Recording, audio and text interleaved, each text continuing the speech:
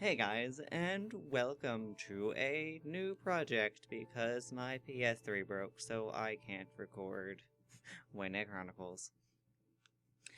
And I recently found out that this game was given achievements. So I figured that I would replay Seduce Me the Otome and get all of the achievements again, because I've already 100% of the game. But it was before they released a patch that gave this game achievements. Which, I believe it is still free on Steam. It actually has some pretty decent voice acting. The story's kinda but what do you expect of a free game? It's honestly pretty good, and I know that the original models have been updated since it first came out, because I just randomly found it on Steam a couple of months ago. So, without further ado, let's start a new game.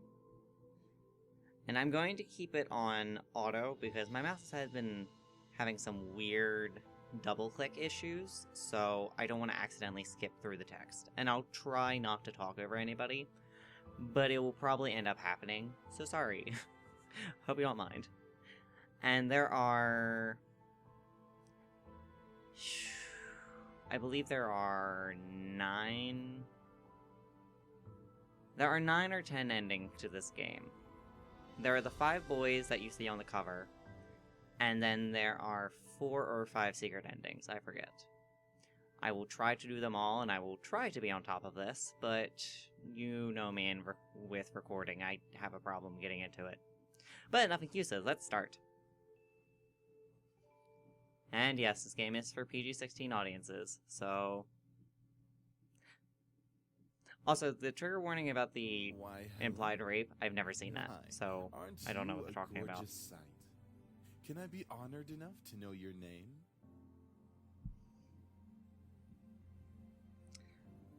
My name is totally...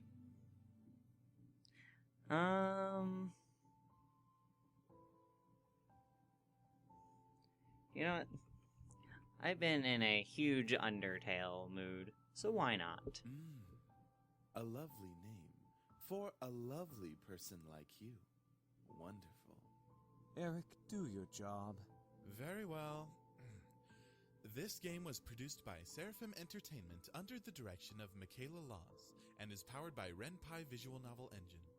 We truly hope you'll enjoy this story.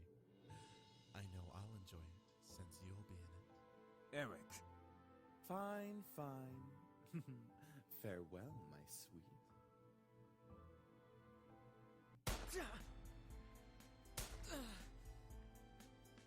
Come on! Is that all you got? Wanna try me, asshole? Crap! Missed. Let's retreat for now. No kidding. Let's get out of here. That's right. You better run, you stupid punks! Stay out of our territory!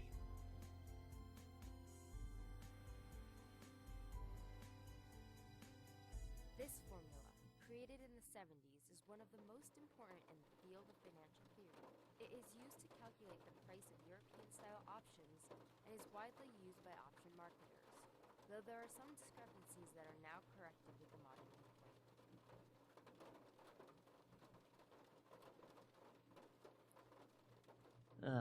Rain. It's been a long time since we've gotten rain around here, but it's the season for rainy weather, so it's not exactly surprising.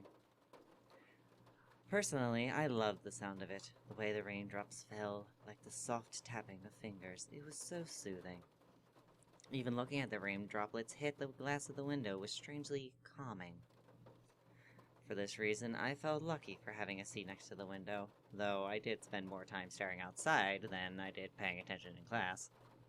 The lectures in class were pretty boring. Mrs. Phillips's voice wasn't sporific, but it wasn't interested in what she was saying.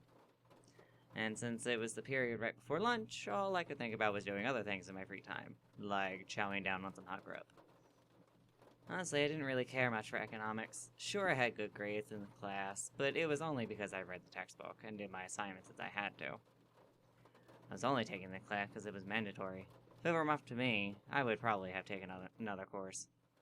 Luckily, it was my senior year, so after this semester, it would mean the end of high school courses forever. Thank God for that.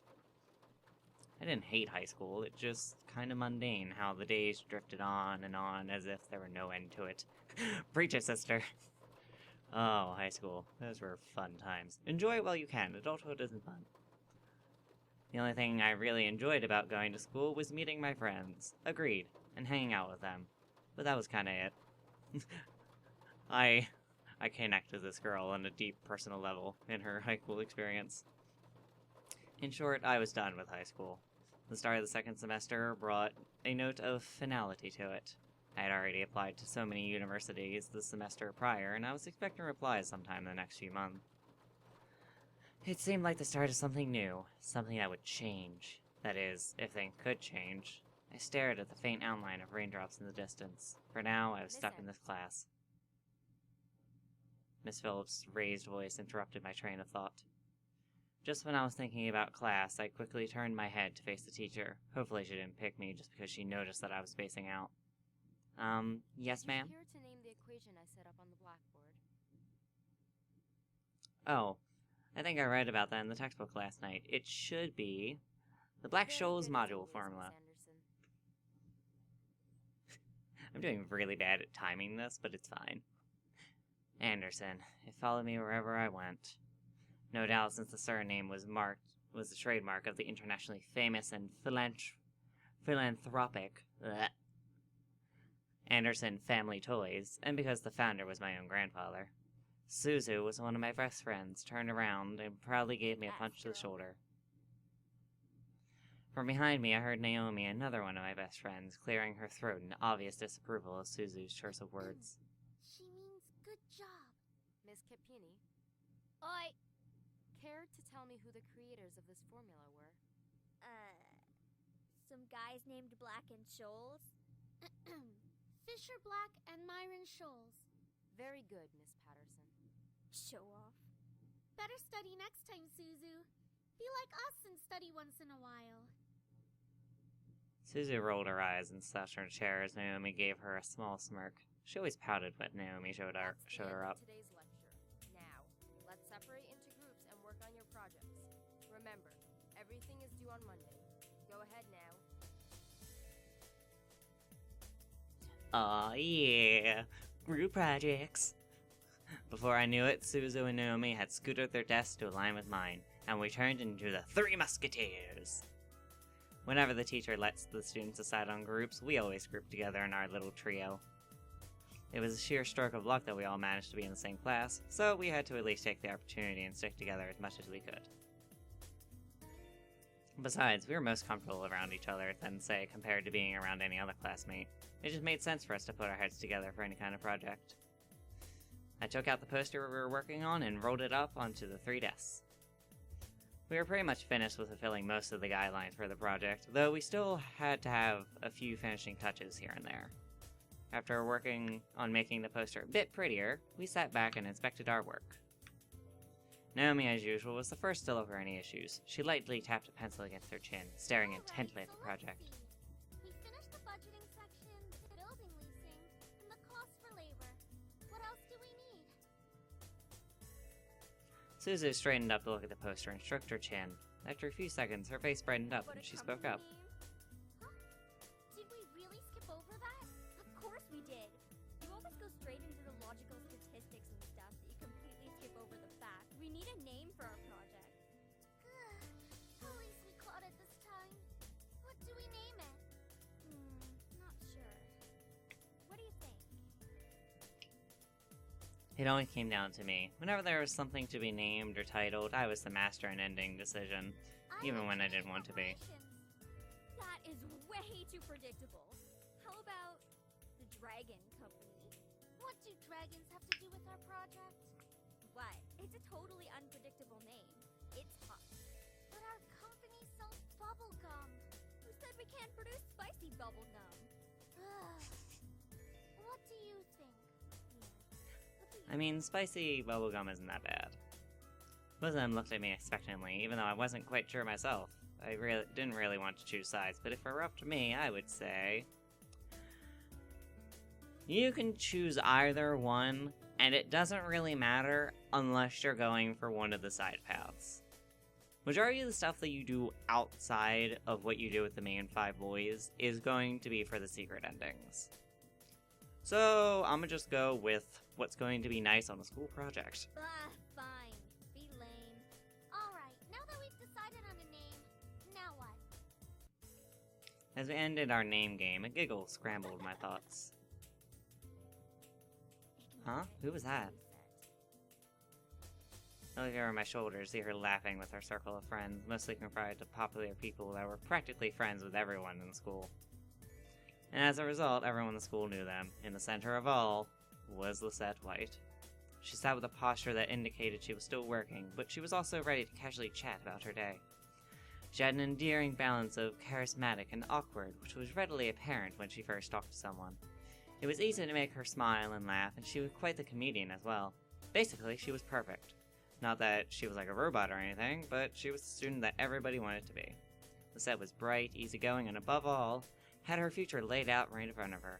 Unlike the average student, she knew what she wanted to do after high school, and as a result, she was confident and ambitious, though sometimes it could rub you the wrong way. Moreover, I'd known her ever since we were young, but I had ultimately decided in a rival. Of course, my friends knew what was between us, and upon seeing me glance at her, they shifted their attention to her. She's working, in my opinion. She probably is, but she's too much of a stuck-up priss to allow herself to look like she's actually doing work. Oh, come on, Suzu.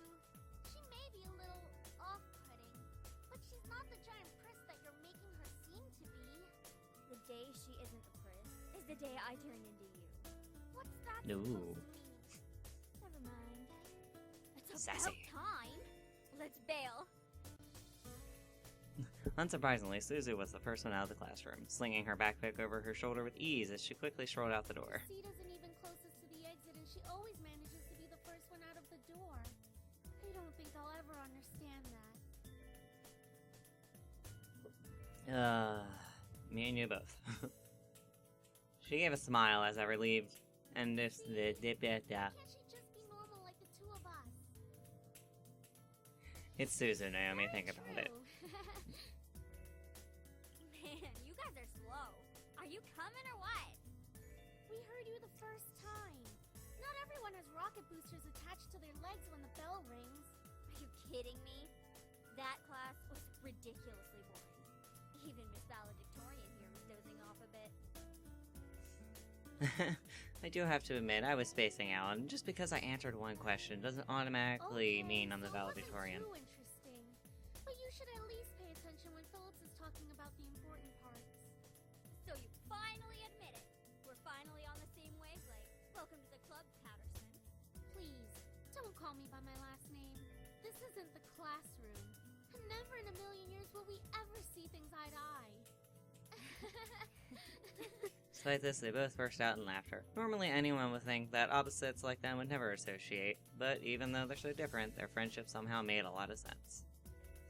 Maybe they were just perfect complements, or personality just didn't dictate the possibility of their friendship. After all, we three have been best friends since Alright, preschool. So where are we heading to first? Cafeteria? I think we can all agree that we're really hungry, especially after hearing about our company's line of deliciously spicy bubblegum. Who would even buy that? I wonder. Me? I would. I would pay good money to get a taste of it. You do like spicy food, after all. We entered the cafeteria, a bustling room filled with aromas of different kinds of food. As we got in line, we ordered our meals and chatted freely. Fries and the spicy chicken burger for me. That's my definition of a good meal. I'll take a tuna sandwich and some juice. You're probably going to need water or something to curb all that spicy flavor, Suzu. I can't be tamed by the likes of that. If it's spicy, then it's gotta be all or nothing. You're crazy! Hell yeah, I'm crazy. I think I'm getting a migraine. I actually like Suzu in this game. And honestly, I'll go with what Suzu's having because I love spicy food. It's so good.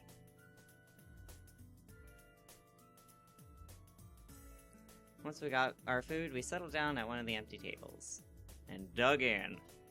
Chow time! Alright then.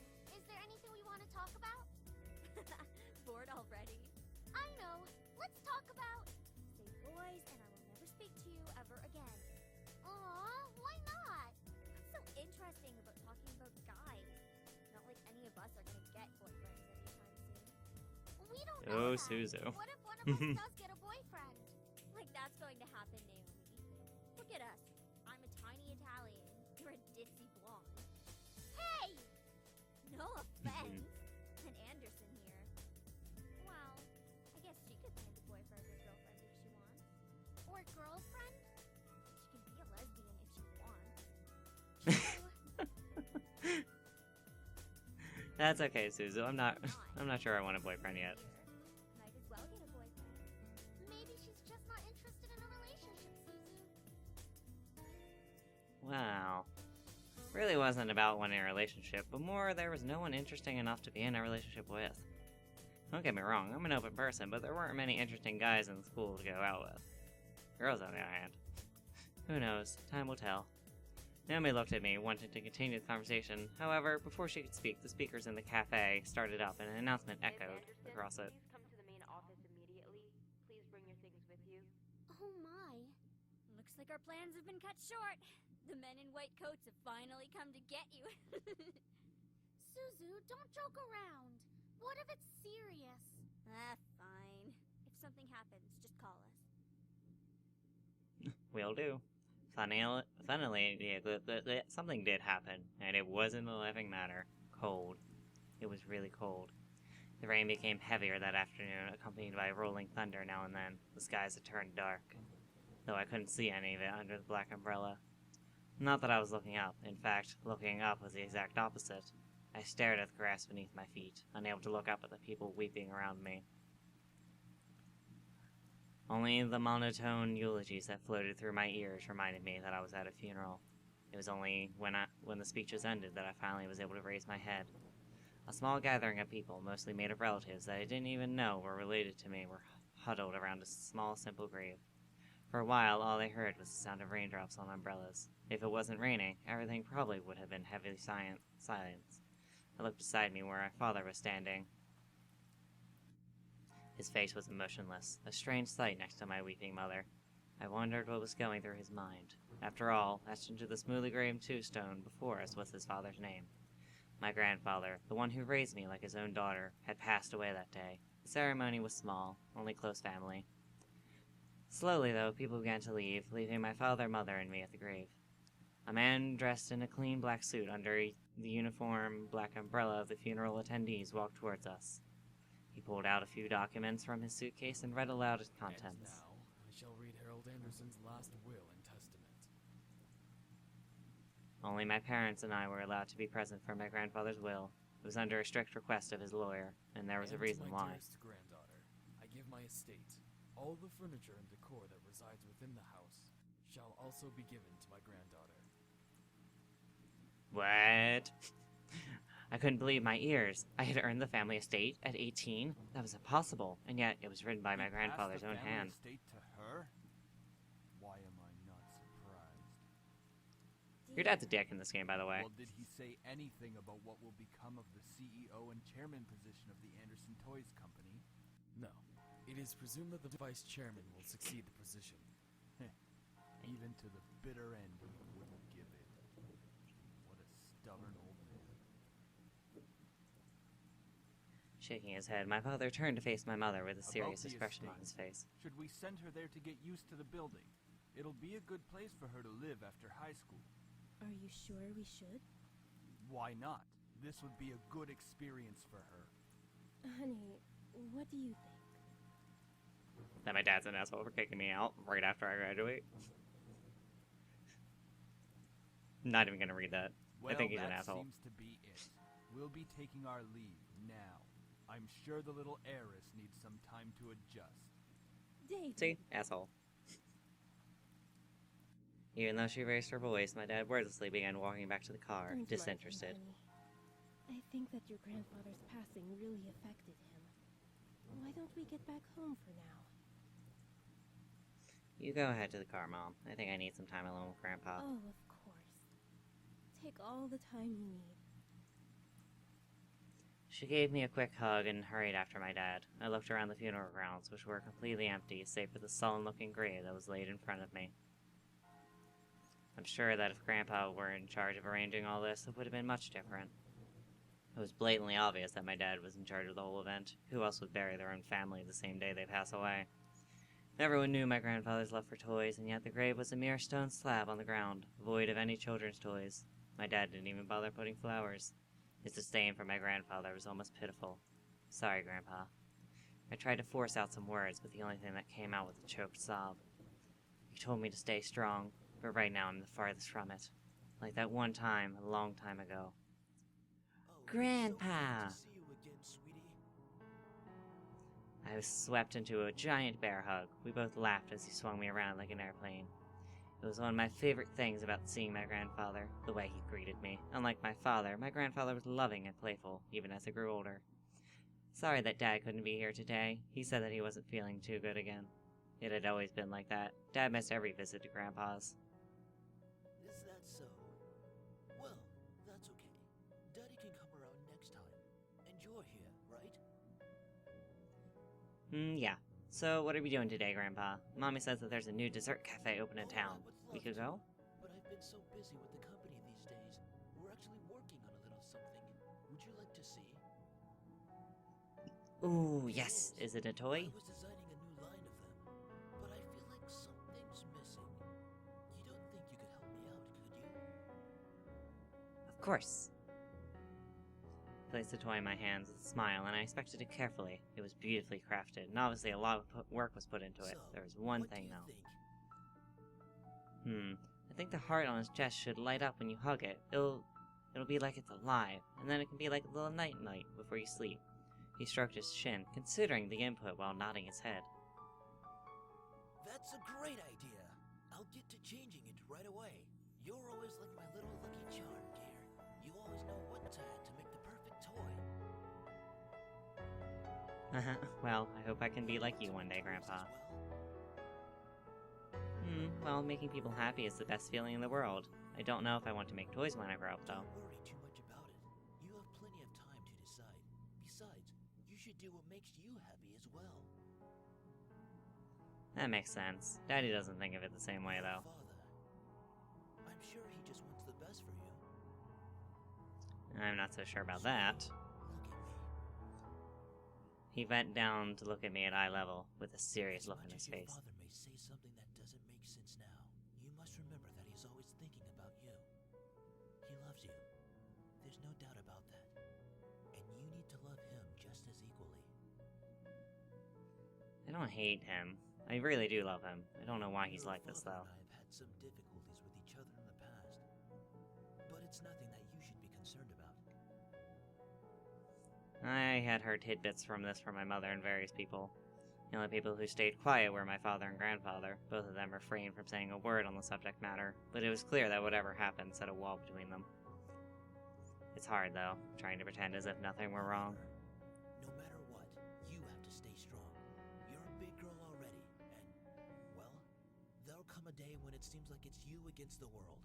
But always remember that your family and friends will be here with you. Daddy, Mommy, your friends at school, me. We'll stand together to get through it. How can you be so sure of that? Because we'll be right here, and here. He pointed his finger to my head first, and then pointed to my chest. Promise? For a moment he looked almost sad, pleading, but as quickly as it had come, the expression disappeared from his face, and he was all smiles once again. Promise. Upon hearing that, Grandpa let out a giant burst of laughter and stood up. Enough of that. How about I whip up some special homemade dessert? I know I can't accompany you at that new cafe, but we sure can talk and eat while I cook and do some paperwork. Homemade dessert. I'll race you to the kitchen. Slow down there. I'm not what I used to be. You willed me the very home I'd love to see you in. Why? Why would you think I was ready to take this? A surge of anger bubbled within me, but I quickly swallowed it. There was no use in getting mad, especially when the person in question was no longer there. I'm sorry, it's hard to stay calm when you've left me with so many questions, especially what happened between you and Dad. My vision blurred, and I suddenly realized that I was crying. My face heated up as tears rolled down my cheeks. I'll bring you flowers later. I miss you, Grandpa. I'll try my best to fulfill my promise I gave to you, even if the world might turn against me.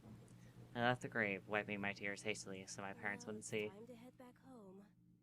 I'll cook up your favorite lasagna when we get home, okay? Thanks, Mom. However, my dad didn't speak the entire drive home. I wanted to talk to him, but after his moment at the funeral, I wasn't sure if that was a good idea. It's about time we took off those dreary black clothes. Gathering my courage, then, I decided it was time to talk. Dad, could I ask you something? Ahead. Why do you want me to move into the estate so I thought soon? I made that rather clear. The college near your grandfather's house is well known for its business program. You are planning to major in business, yes?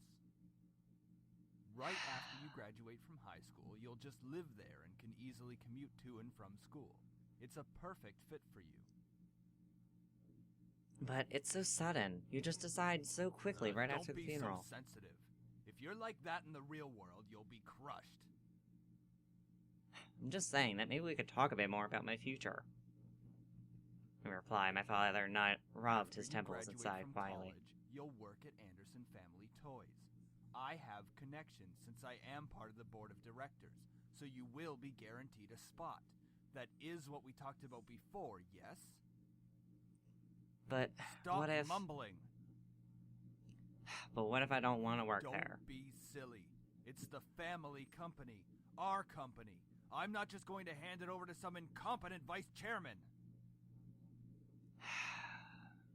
He came closer to me and his face softened. This is all for the best, okay? You may not know it right now, but you will appreciate it later.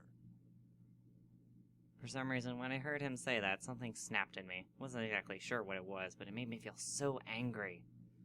Do you even care that grandfather passed away? I do. Well, everything seems fine and dandy to you. Things Excuse couldn't me? be better. I don't like your tone, young lady. It's like nothing even happened at all. Like you just ignore the fact that he's no longer Do here. not raise your voice at me. What did he even do to deserve this? My father, his face hardened, crossing his arms, erupted in angry laughter. You sure place him upon a pedestal, like he's some kind of venerated god or something. It makes me sick. Is that it? Are you happy seeing grandfather dead while everyone was grieving? Were you just holding back yourself from laughing in everyone's faces? Did it just feel a bit happier seeing Lie in the graveyard? A flash of rage crossed his face, and he whipped the back of his hand across my cheek. Running your mouth like somehow you know everything that went on, when you're just a little girl that doesn't know how to keep her mouth shut. You did not know my father. You did not know what he was capable of. Is everything all right? What happened? This game is harsh. Let me just tell you now, this game is harsh at some points. I quickly turned and ran up the stairs to my room, slamming the door behind me. My breath came in short pants, and for a while I just leaned against the door to my bedroom, eventually sliding down to sit against it. How did things become like this? My cheeks still throbbed, and I tentatively stood up and looked in the mirror to see how I looked. Hopefully it doesn't improve. Huh, what am I saying? Tears formed in the corners of my eyes, but I blinked them black rapidly. I couldn't cry for the second time today. I had to be stronger than that. Your father told me nothing happened, but you know your father. I'm fine. I just lost my appetite. The done, though, and I don't want you skipping any meals. Are you sure? Yeah, don't worry about me, Mom. I'll come downstairs later to eat. You're not telling me the whole story. I just don't want to eat right now. Dear, tell me what's going on. I wish you would tell me why you're being like this. I wanted to tell her. A part of me was screaming to tell her what Dad had done. At the same time, I knew she couldn't fix anything. Besides, I was moving out regardless. I remained silent, letting the event remain in the past. I'll leave your food on the table if you want to eat it later. Finally, Mom left me alone. It was strange to think that she was only a few inches away from me, only separated by a single wooden door. I really didn't know what to do. I needed to do something, anything, to get my mind off of what just happened. Anything would be better than thinking about that pain still radiating from my cheek. I was going to move into my grandfather's house tomorrow. I should probably pack my stuff so I would be prepared for tomorrow. Yeah, that was a good idea. I should start packing. I opened the closet, rummaging around for a while before I finally found 2 large bags. Pulling them onto the floor of my room, I then began to empty my drawers and cabinets so that I could bring all my things with me. I didn't have much to bring other than just clothes and some toiletries. It was kind of bizarre that I didn't have many personal belongings. It wasn't like my luggage was completely devoid of them, but I certainly didn't have many things in my room that I would miss if I just suddenly left the house. I shook my head to rid myself of those thoughts. If I were going to be my new home, it would have to feel like it. One way or another, I was going to make it a home. Just as I was packing my things, my cell phone began to ring and vibrating in my pocket. I slid my phone out of my pocket and answered it. Who could be possibly calling? Hey Anderson, you there? Is everything alright? We were worried about you, so we decided to call. Hello? I'm really glad you guys called. My voice managed to come out, though it was only a whisper. What happened? Are you okay? Well, Priscilla began to tell them about the funeral that afternoon. A small silence followed when I was done recounting what happened, and then, to my relief, Naomi finally spoke up. I begin to imagine how you must be feeling right now. I'm so sorry. Do you want us to come over right now? No, it's okay. My dad isn't in a good mood, so could we just keep talking on the phone like this? We'd stay on the phone until the crack of dawn, right, Suzu? Yeah. We're always here if you need us. After all, we wouldn't be the awesome triple threat trio without you, right? Yeah. Triple threat trio? That sounds like the name of a gang. Yeah. I mean, we're all taking on the world together. We've got to sound somewhat scary, or else no one's going to take us seriously. What's with you and naming things? You've got to step up your game, Naomi. Falling behind to the cool kids like Anderson and me. Hey! I'm a cool kid! If anything, I'd say you'd have to step up your game! We chatted tearfully about all sorts of things. Very soon I had forgotten about the events of that day and was engaged in a conversation about Naomi's favorite TV show, some program called Herlock. We all agreed that the actor playing the titular character certainly had a very distinctive look about him, with that long overcoat and scarf whipped around his neck. We had many disagreements about who we thought the coolest character was. Well, he has really high cheekbones, and his eyes are pretty, though I do have to say I prefer Jetson. God, the Sherlock reference to TV shows. Wow, it's already 1 a.m. Sorry for keeping you guys up so late. I think I'm going to hit the hay for tonight. See you guys at school tomorrow. Never actually seen Sherlock, since we're talking about it. Oh well. A friend of mine watches it, and she apparently likes it, so, meh. I took a relaxing shower. Nothing beats hot water and the feeling of being clean. That is true. After feeling dried, I did things. A nice shower after a long day. It had been a really long day. I knew that I was wishing for something to change back in my class, but I certainly wasn't expecting any of the things that happened today. And I have to go back to school tomorrow. Ugh. I curled up on my side and tightly wrapped the blankets around me. I really wasn't in the mood for returning to school, but my dad would probably make me go just for the sake of it. It's time to go to sleep. I reached out to the lamp on my nightstand to turn off the lights. However, my mind was so lost in the passing of my grandfather, and the thoughts of inheriting something so big that it haunted my mind the entire night until next morning. Shook my head to try to clear the sleepiness out of me to no avail. I really didn't get any sleep last night. It's already time to wake up? Wait, school! As soon as I realized I had to go to school, I slid out of bed and looked in the vanity mirror. That's a relief. Luckily, there was barely a bruise in my cheek. You'd have to squint to actually see it. I doubt anybody would actually notice it until they leaned in really close. Breathing out a sigh, I got dressed, took my backpack, and caught the bus to school. It wasn't even hours before everyone heard the news. I was approached in school and given condolences for my loss. However, that wasn't what shocked my friends. So you have the whole Anderson house to yourself? Lucky as hell, man! Quit being so sensitive, Naomi. Quit being so vulgar, Suzu. Oh,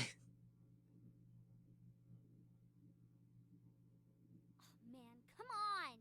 See? She knows Sorry, about Suzu. proper public taste. I know how to be a lady. Sheesh. Guys, I'm going there after school today because my parents want me to get used to living there. Seriously? It hasn't even been a day since you came back to school. I know, but my parents want me to try living there as soon as possible. Still, that's really fast. Are you going to be okay? Of course, I'll be fine. Hey! Yep, okay. Don't go around shoving people like that. Whoops. Oh, it's Did I Lisette. strike a nerve, Capini? She let out a small laugh as she twirled her hair around in her finger. Lisette, one of the last people we went to see today. It's not me you should be apologizing to. Oh, Anderson. Hey, how's it going? I'm alright. Haven't you already heard, Lizette? Of what? Her grandfather's passing. Well, I'm sorry about that. I don't really watch a lot of news. It doesn't really sound like you mean it. I do mean it. Earnestly. Why wouldn't I? Typical Capini. Isn't her family involved with the mafia or something? I wouldn't be surprised if she brought out a bat from behind her back right this moment. Wow, you're racist. I had nearly forgotten that the crowd that followed Lisette, which was mostly comprised of people that nobody wanted to see on a typical school day. No one had the slightest idea why they followed Lisette around, but they labeled themselves as social equals with her. Suzu comes from an honest family. Says the one whose family profits from political scandals. Yeah, your dad doesn't make anything unless he's in the court with dirty politicians. Hey, let's all calm down for a second, alright? I'm sure Anderson needs some time to recuperate. I mean, what just happened? We need to give her some respect. Just stop. Stop acting like that already, like you feel sorry for me. What are you talking about? I'm sure you're happy to see me like this. You already have everything you wanted, and now seeing me like this, life couldn't get any better. Bitterness seeped into me, and the words started flying out of my mouth without filter. But honestly, I didn't care. I was so consumed by anger that I only saw Lisette in front of me. What exactly am I to you? Just another part of your obstacle course? Is that what I am? I'm sick of it, Lisette. I'm sick of all these charades. I'm sick of you. Gapes rose. Ugh. You know what I mean. Even my friends beside me looked in surprise. One girl looked like she was going to speak out, but Lisette held her hand up to stop her. There was emotion in her face that I couldn't quite make out, but I could see a form of pity in her eyes. No, don't you dare pity me. I looked away from her. I didn't want to see the emotion in her eyes when she was talking to me. She shouldn't have the right to look at me that way. I'm sorry. I know your grandfather passing away must have really taken a toll on your emotions.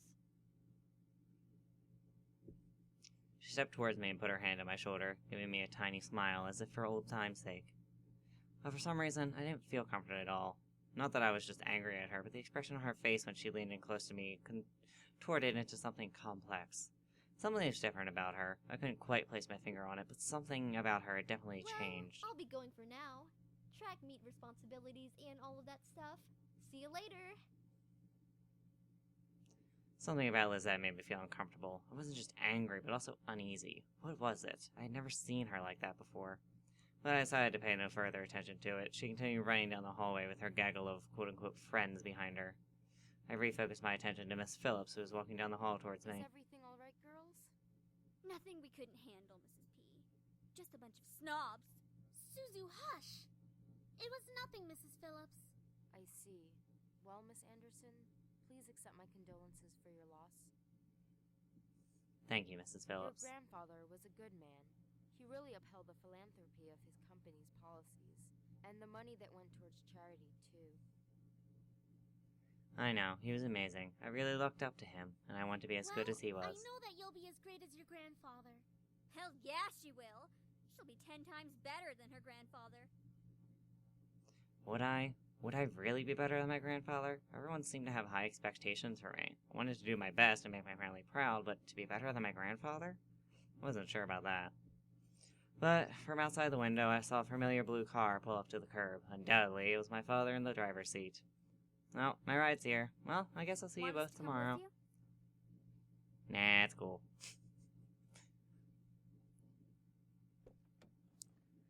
And that is where I think... Yeah, you know what? We're almost at the part that I want to stop at, so we'll just keep going, even if this is a little bit long.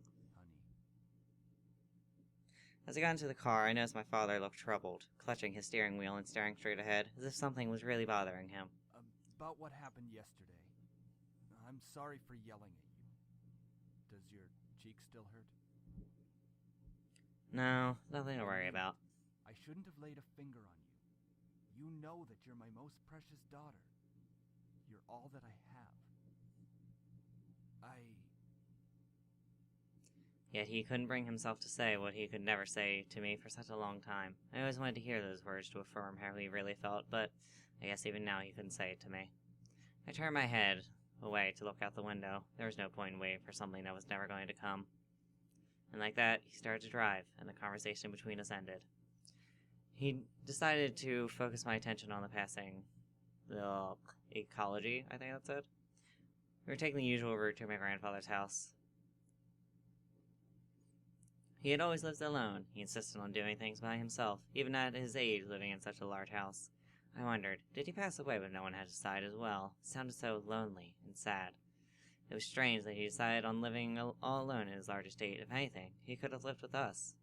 Though he and my father probably would have given each other the silent treatment the entire time. Maybe living alone was preferable to that.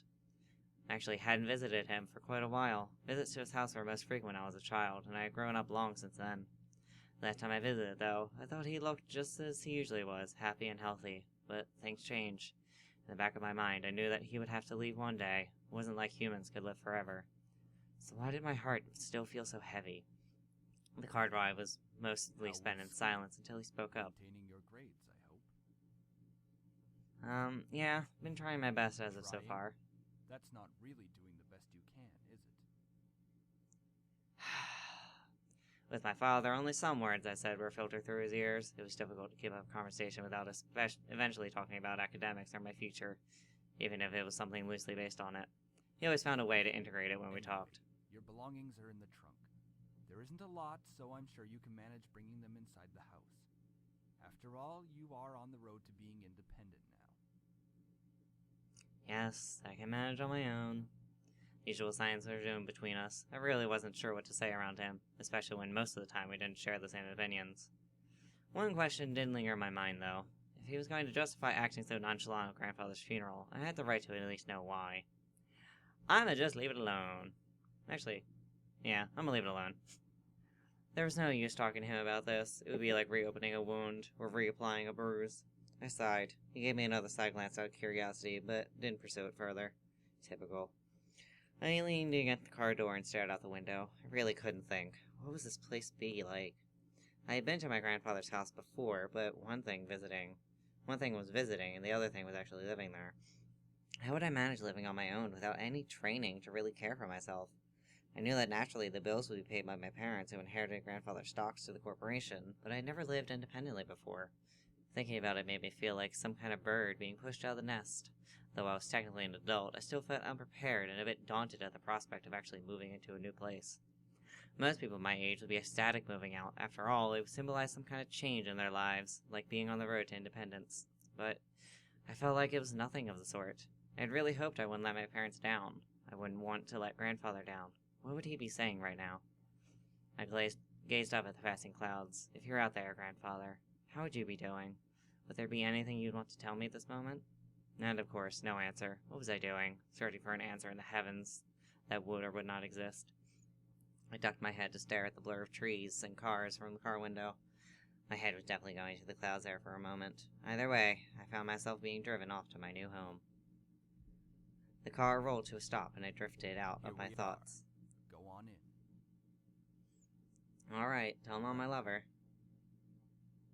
I love you, Dad. No, make sure you come by and visit us often. No, I'm going to miss you lots. Nothing other than a blank stare.